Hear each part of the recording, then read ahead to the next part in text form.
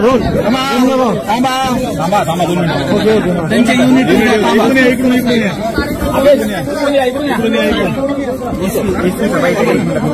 अक्षय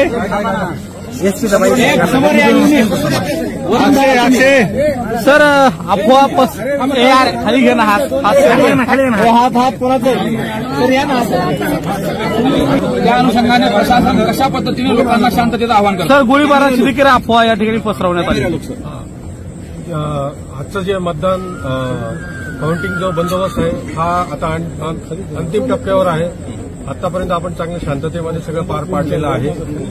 सगळ्यांचं सहकार्य पण मिळालेलं आहे। अगदी चांगल्या पद्धतीने चोख बंदोबस्त आपण पण ठेवलेला आहे। परंतु सोशल मीडियावर काही अफवा पसरतायत तर त्या अफवांवर काही विश्वास ठेवू नये।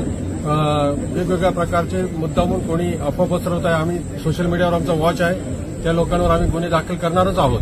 तरी देखील सगळ्या नागरिकांना सगळ्या कार्यकर्त्यांना सगळ्यांना आवाहन आहे की कुठलाही अनुचित प्रकार कुठेही घडलेला नाहीये तरी आपण शांततेमध्ये शांततेचं आम्ही आवाहन करतो आहोत। सगळ्यांनी सोशल मीडियावर जे अफवा पसरल्या जात आहेत त्याच्यावर विश्वास ठेवू नये। गोळीबार झाला अशी माहिती येते नाही गोळीबार असं कुठलीही माहिती नाही। इथं आता आपण दिवसभर सगळे सोबतच आहोत।